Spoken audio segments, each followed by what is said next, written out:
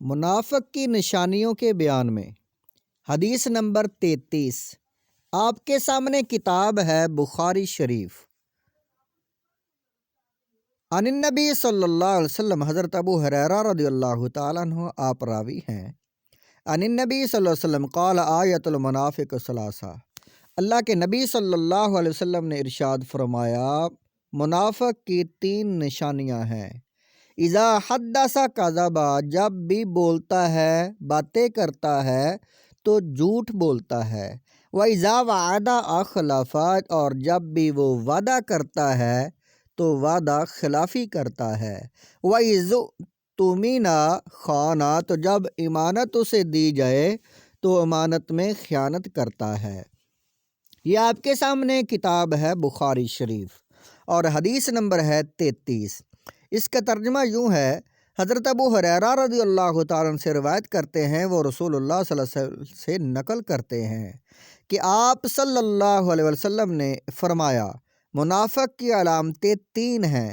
جب بات کرے جھوٹ بولے، جب وعدہ کرے اس کے خلاف کرے، اور جب اس کو امین بنایا جائے تو خیانت کرے۔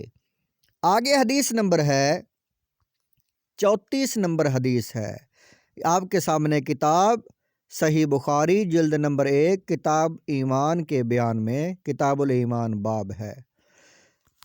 حضرت عبداللہ بن مرہ عن مسروق عن عبداللہ بن عمر عن النبی صلی اللہ علیہ وسلم قال اربع من کن فیہ کان منافقا خالصا، 4 چیزیں خصلتیں جس میں ہوں، نشانیاں ہوں، وہ خالص منافق ہے۔ ومن کانت فیہ خصلۃ، اور جس میں یہ خصلتیں ہوں، منہن ان میں سے، کانت فیہ خصلۃ من النفاق، اس میں نفاق منافقت ہوتی ہے۔ حتی یدع اذا اؤتمن خان، اور جب اسے امین بنایا جائے تو وہ خیانت کرتا ہے۔ وَإِذَا حَدَّثَ كَذَبَ، باتیں کرتا ہے جب تو جھوٹ بولتا ہے۔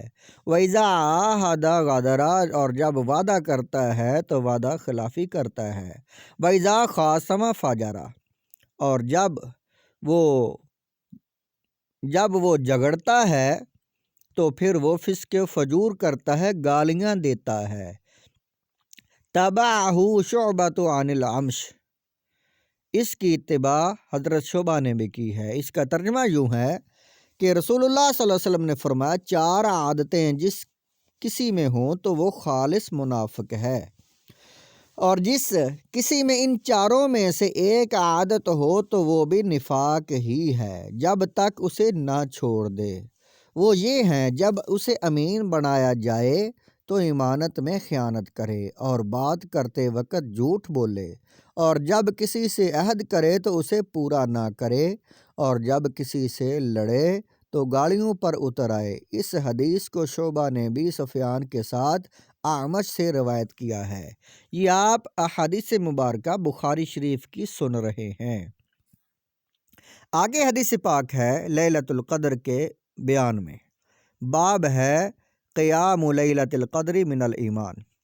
اللہ کے نبی صلی اللہ علیہ وسلم نے ارشاد فرمایا، ابو ہریرہ راوی ہیں، قال رسول اللہ صلی اللہ علیہ وسلم من یقوم لیلۃ القدر ایمانا واحتسابا غفر له ما تقدم من ذنبہ۔ اللہ کے نبی صلی اللہ علیہ وسلم نے ارشاد فرمایا، جو شخص شب قدر ایمان کے ساتھ محض ثواب آخرت کے لیے ذکر و عبادت میں گزارے، اس کے گزشتہ گناہ بخش دیے جاتے ہیں۔ یہ حدیث پاک بخاری شریف کتاب ایمان کے بیان میں جہاد کا آگے بیان ہے، اور یہ حدیث پاک 36 ہے۔ یہ لمبی حدیث پاک ہے، ہم عربی کو چھوڑ دیتے ہیں تاکہ ویڈیو لمبی نہ ہو۔ دیکھنے والوں سے گزارش ہے ہمارے چینل کو سبسکرائب کریں اور آگے شیئر کریں، لائک کریں اور بیل آئیکن کو پریس کر دیں تاکہ ہر آنے والی ویڈیو احادیث پاک آپ سن سکیں۔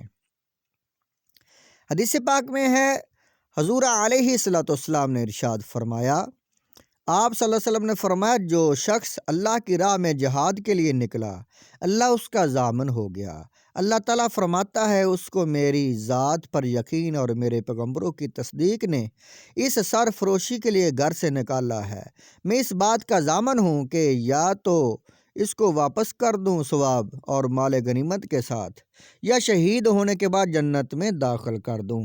رسول اللہ صلی اللہ علیہ وسلم نے فرمایا، اور اگر میں اپنی امت پر اس کام کو دشوار نہ سمجھتا تو لشکر کا ساتھ نہ چھوڑتا، اور میری خواہش ہے کہ اللہ کی راہ میں مارا جاؤں، پھر زندہ کیا جاؤں، پھر مارا جاؤں، پھر زندہ کیا جاؤں، پھر مارا جاؤں۔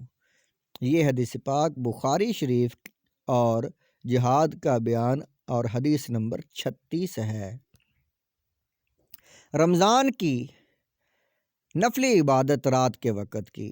ان ابی ہریرہ رضی اللہ تعالیٰ عنہ ان رسول اللہ صلی اللہ علیہ وسلم، بے شک رسول پاک صلی اللہ علیہ وسلم نے قال فرمایا، من قام رمضان ایمانا و احتسابا، جو آدمی رمضان المبارک میں ایمان کے ساتھ اور ثواب کی نیت سے تراویح پڑھتا ہے، غفر لہ ما تقدم من ذنبہ، تراویح پڑھنے والے کے سارے گناہ معاف کر دیے جاتے ہیں۔